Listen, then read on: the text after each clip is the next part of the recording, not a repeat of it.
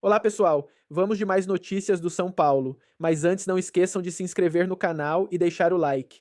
Em busca de se tornar o primeiro clube brasileiro a conquistar 4 títulos continentais, o São Paulo encara a LDU Quito, do Equador, nesta quinta-feira no estádio Casablanca, em Quito, pelo duelo de ida das quartas de final da Copa Libertadores. Na fase de grupos, o tricolor terminou na liderança do grupo D, somando 14 pontos e superando Libertad, Alianza Lima e Talheres. Nas oitavas, a equipe paulista avançou ao eliminar o Atlético Nacional nos pênaltis. Já a LDU despachou o Botafogo, atual campeão, para garantir presença entre os 8 melhores do torneio. Além da boa campanha na Libertadores, a defesa do tricolor também anima sua torcida, já que iguala e supera números de campanhas em que o time terminou campeão. Após 8 partidas, o São Paulo sofreu apenas 5 gols, igualando a defesa campeã de 1992, que também levou 5 tentos nos primeiros 8 jogos. Já na campanha de 2005, o tricolor sofreu 9 gols até as quartas de final, com média de 1,13 por jogo.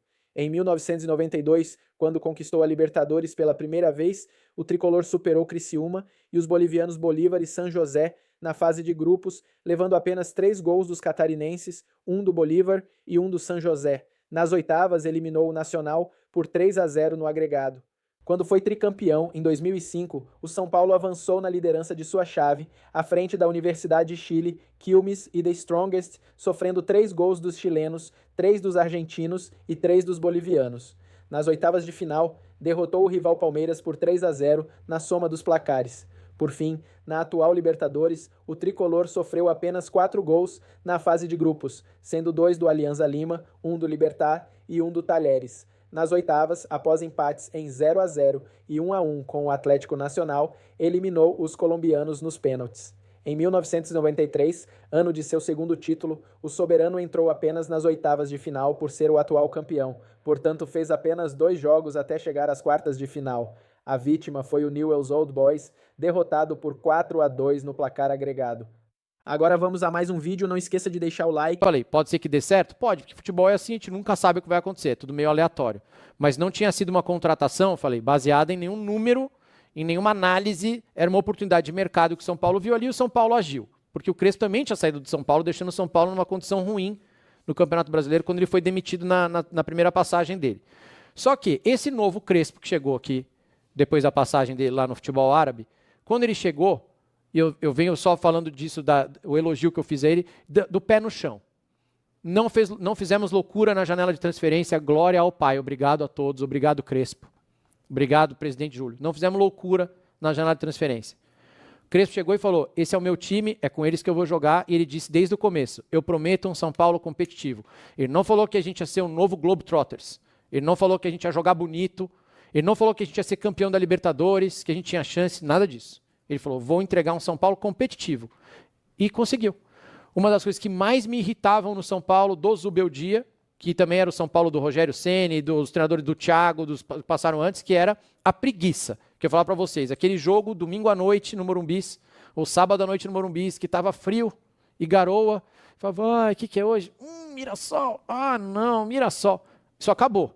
Você pega o São Paulo contra o Botafogo, uma baita correria, entrega, os atacantes dando pressão na saída de bola. O São Paulo no Morumbi quer jogar. São Paulo morde. E isso com 20 desfalques. Porra. Outro bom ponto também. Pô, o São Paulo tá tirando leite de pedra, sim.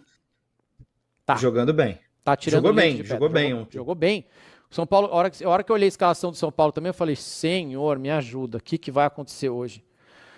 E, o Botafogo tá cansado, já vai falar disso, mas o Hernan Crespo tá tirando leite de pedra, muito consciente do elenco que tem, muito consciente da função de cada jogador, tá fazendo o que ele tem que fazer, botando cada jogador no lugarzinho certo e, cara, tá ótimo.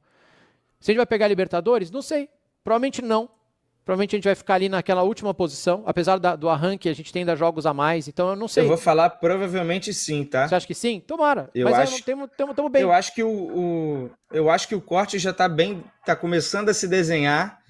O São Paulo já tem 4 pontos em relação ao 8º e eu vou considerar 7º lugar Libertadores. Tá. Porque por causa de cima, o campeão da Libertadores vai ser Flamengo ou Palmeiras ou São Paulo. Eu acho, palpite. O Zubeldia deu entrevista para a ESPN na Argentina dizendo que ele tem certeza que o São Paulo vai ser campeão, você viu, né? que ele falou que ele foi demitido como campeão da Libertadores, que esse grupo ia ganhar a Libertadores. O Hernan Crespo acha que não. O Hernan Crespo falou, calma. Mas se a gente for pegar a Libertadores, pô, ótimo, a gente tá na briga ali para pegar mesmo. Talvez consiga, até por quem tá em cima de nós, vai que, né? Quem tá na Copa do Brasil ainda tá em cima da gente. E a própria Libertadores.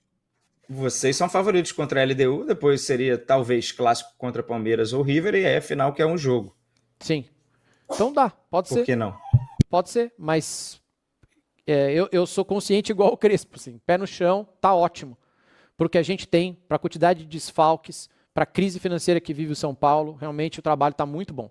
Eu no começo tinha um pouco de pé atrás, porque o São Paulo, toda vez que troca de treinador, realmente tem um pico. Se você pegar as manchetes da época do Zubeldia, no primeiro mês de trabalho do Zubeldia, era a mesma coisa, todo mundo falando, elogiando, São Paulo jogando super bem. Eu acho que eu tenho até porque eu guardo de recordação para a gente nunca perder a... Cadê? Deixa eu ver se eu acho. Aqui, ó, um mês de Zubeldia. Um mês de Zubeldia, técnico mergulha no São Paulo, revive boa fase, dá chance a criticados, não perdeu nenhum jogo, sabe? A gente também estava assim, ó, 22 de maio de 24, a gente também estava todo mundo, não sei o quê. Mas eu acho que já passou disso, a gente já passou dessa arrebentação com o Crespo, a ponto de falar, tá dando certo, o time já sabe como jogar, todo mundo, o Wendel estava bem, Marcos Antônio muito bem, e a gente já sabia da capacidade que ele tinha de levar. A recuperação do Luan é importante para nós. Até falei do Luan na semana passada, né? Do desabafo dele no Players Tribune. Então, cara, estamos... Quase fez um gol. Teria sido um momento bem especial. Eu achei que pegou na mão. Gol deitado, né? Então, achei que pegou na mão dele. Pode ser. Mas foi bem, pô. Pisou na área. Pô, ele merecia demais esse gol. Nossa, ia ser muito bonito. Mas acho que pegou na mão dele. E aí, estamos indo, pô. Sobre o jogo, o Ancelotinho, que está... em Quito, mas... Sobre o jogo, tá aí o gol do Dineno, Arnaldo. O ataque era ontem Dineno e Tapia, que deu contra o recado. Na verdade, vou falar, o jogo mesmo era para o São Paulo poder ter feito mais. Teve chance de fazer mais. Foi 1-0, mais uma vitória do Crespo, já é o 7º colocado. O São Paulo está colado agora justamente no próprio Botafogo. E parece, não sei qual que é a sua análise, que entre quem sai, o time tem um padrão muito claro do jeito de jogar.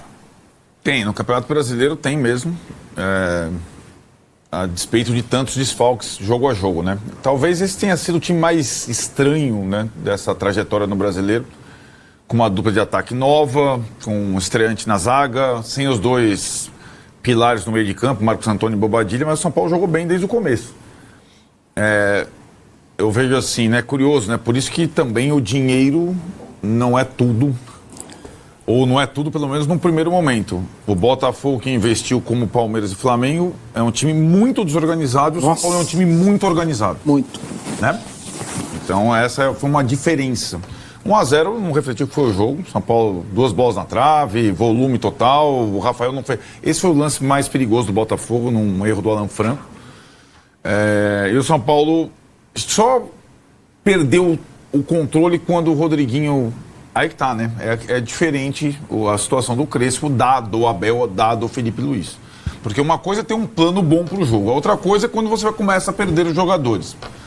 E quando o Rodriguinho sente e pede pra sair, ele não tinha ninguém para fazer a função no banco. Só tinha um menino da base, Pedro Ferreira, que nunca fez nenhum jogo pelo profissional. Aí ele coloca o Luan. Até o Luan achar o lugar dele no campo, e aí ele quase faz um gol. O Luan entra, o Marcos Antônio muda de posição. E aí o Marcos Antônio perde a utilidade, aí o Botafogo teve 1 ou 2 arrancadas. E o Crespo rapidamente reposiciona o Luan. E aí o São Paulo volta a ter as bolas do jogo, a bola na trave do Rigoni e essa mesmo do Luan. No Brasileiro, Tironi, é raro a gente apontar uma partida ruim do São Paulo com o Crespo. Eu acho que o São Paulo fez muitos pontos e jogou quase todas as vezes bem, inclusive quando perdeu do Cruzeiro, né? 7ª vitória em últimos 10 jogos, se eu não me engano, né? Então, né? Em casa voltou a ser um time muito forte, como habitualmente era, né? O São Paulo não ganhava do Atlético Mineiro há muito tempo, ganhou. Não ganhava do Botafogo há muito tempo, ganhou. E vai, enquanto não vem a Libertadores, vai se colocando numa posição de possível resgate via brasileiros, que ele foi eliminado, que eu acho que é o papel do São Paulo, né? E agora, eu acho que é um outro tipo de desafio, porque na Libertadores, o São Paulo passou do Atlético Nacional, mas ele não jogou bem. bem, como vinha jogando no Brasileiro. Lá não jogou mesmo, e no Morumbi jogou primeiro tempo, né? Então, talvez reprisar ou replicar o que está fazendo na Libertadores seja o desafio. Deu para perceber também que pós-janela, a comparação, vou comparar de novo com os outros times brasileiros da Libertadores, né? Palmeiras e Flamengo. O São Paulo ficou muito forte do meio para trás, acho que ele já era forte, agora com o Tolói, com o Maílton, com a recuperação dos laterais e tudo mais, você tem do meio para trás muita gente boa, mas do meio para frente falta acabamento, falta refino, falta... Né? Não vou falar que falta Vitor Roque, ou falta Rascaeta, ou falta Samuel Lino, ou falta Pedro, porque seria uma covardia. Mas, né, sem 3 centroavantes machucados, ontem o Luciano não estava, o Ferreirinha não estava, falta um pouco de requinte de finalização, é natural. São os limites do São Paulo para a temporada. Tolói, primeira vez, estreou muito bem, jogando pelo lado direito da defesa. Rigoni entrou no segundo tempo, foi bem também. Mas são 2 jogadores rodados, né, são jogadores experientes, que podem até ajudar na Libertadores. Libertadores e LDU e Quito é uma outra conversa, é um outro tipo de jogo. E o que o Crespo, sem querer respondeu é que, e deu para entender, que ele não quer superestimar a questão da altitude. Né? Ele não quer, ele falou, é uma coisa que eu levo em consideração, eu já joguei, sei como é que é, mas eu não quero que isso fique como o fantasma maior, e não como joga a LDU, como é a LDU para esse jogo da quinta-feira, que é um jogo muito desafiador, né? É uma outra pegada. Toda vez que jogou lá, o São Paulo penou com qualquer técnico, com qualquer elenco.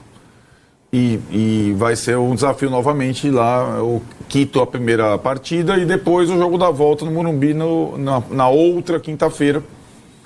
A impressão é que ele vai, contra a LDU, definir o parceiro do Luciano mais em cima da hora, no ataque. E a minha dúvida é se ele vai com o Rodriguinho desde o início ou se ele vai colocar mais um jogador de marcação. Contra o Atlético Nacional, ele foi com um jogador de marcação, né? Ele foi com o Alisson, lá em Medellín, e não deu certo.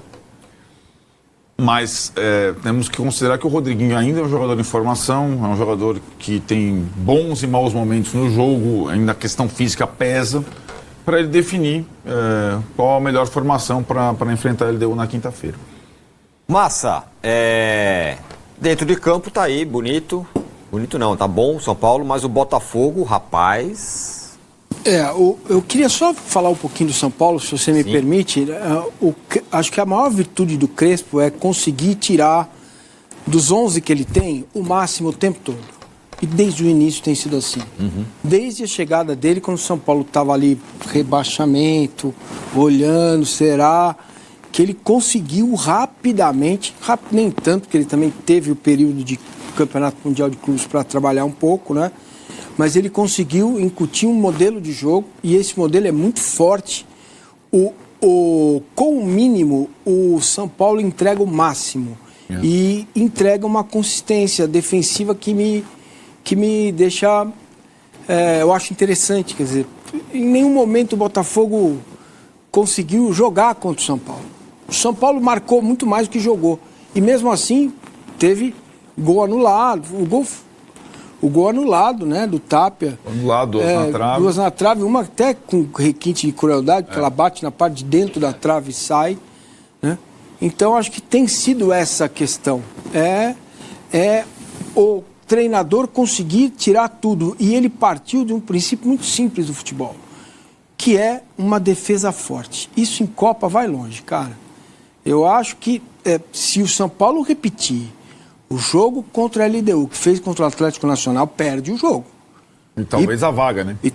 Aí é outra, aí não sei, vamos esperar. Mas aquilo que a gente viu, talvez tenha sido o pior jogo do São Paulo com o Crespo. Aquilo foi um horror. Pior que contra o Flamengo. Né? Até que contra o Flamengo, beleza, né? Porque lá contra o Atlético Nacional foi um negócio realmente... O São Paulo não fez nada dos 4 aspectos mais simples do jogo, o São Paulo não conseguiu executar, né? Agora, você me perguntou do Botafogo Glorioso, tem um telespectador nosso que está sempre no quarta-feira, né? Sim. Que é torcedor do Fogão, preocupa muito, porque Existe uma insegurança jurídica com relação à SAF, uma disputa judicial com relação a quem vai ser o dono do Botafogo. Existe uma desconfiança muito grande em cima de um treinador que tem como grande marca o sobrenome, o Ancelotti, né? E na prática você tem um clube que abandonou o estadual, beleza, foi jogar a final da Super não sei o que, perdeu, a final da outra Super não sei o que, perdeu, certo? Foi eliminado de todos os campeonatos importantes. E dos importantes também. Copa Rio, é tudo. Exato. Então, aí, pro ano, você começa a olhar 26, a receita já despencou. Porque ele não ganhou o Brasileirão, ele não vai ganhar o Brasileirão, ele não vai ganhar a Libertadores, ele não ganhou a Copa do Brasil, está eliminado, certo? Então, olha quanto de, pensando em argent, em dinheiro, quanto que vai diminuir a receita do Botafogo se você considerar um ano com outro em termos de desempenho. O dinheiro que vem do desempenho, né? E tem um monte de jogador que, pelo amor de Deus, cara, é um monte de jogador bom, cara. Tem um monte de jogador bom. Então, o Botafogo tentou replicar o modelo do ano passado, troca o técnico, faz o time rápido e dá certo. Lembrando que até as quartas da Libertadores o Botafogo sofreu pra caramba no ano, certo? E já tinha uma base que foi vice-campeã brasileira. Não, foi terceiro, né? Acabou despencando tanto. Quem foi? O Palmeiras foi campeão? Quem foi vice? Foi o Grêmio, não foi? O Grêmio, enfim. Despencou tanto Soares, que né? sumiu, né? Então, foi o Grêmio, exatamente. Então, cara, é preocupante. O São Paulo viu esfriar, ao menos por enquanto, o sonho de repatriar Marcos Leonardo. O atacante de 22 anos chegou a abrir conversas com o tricolor, mas decidiu permanecer no Al Hilal até janeiro de 2026. O clube saudita, apesar de não inscrever o brasileiro na Liga Nacional, ainda conta com ele para a Champions League Asiática. A decisão foi confirmada após dias de incerteza, marcados também pelo episódio envolvendo Renan Lodi, que rescindiu unilateralmente seu contrato. Havia o temor de que Marcos Leonardo seguisse o mesmo caminho, mas o jogador optou por cumprir o vínculo e disputar a competição continental. No Morumbi, a diretoria já sabia que a negociação seria complexa. O São Paulo tem interesse antigo no atacante, formado no Santos, mas esbarra nos altos valores exigidos pelo Al Hilal. O clube saudita prefere negociá-lo com a Europa, onde Marcos Leonardo deixou boa impressão na breve passagem pelo Benfica. Ainda assim, a esperança não está descartada. Nos bastidores, o tricolor entende que janeiro pode ser a chance de reabrir conversas, principalmente se o jogador mantiver o desejo de voltar ao Brasil. Cotia, onde foi formado, segue sendo um ponto de referência emocional importante para ele.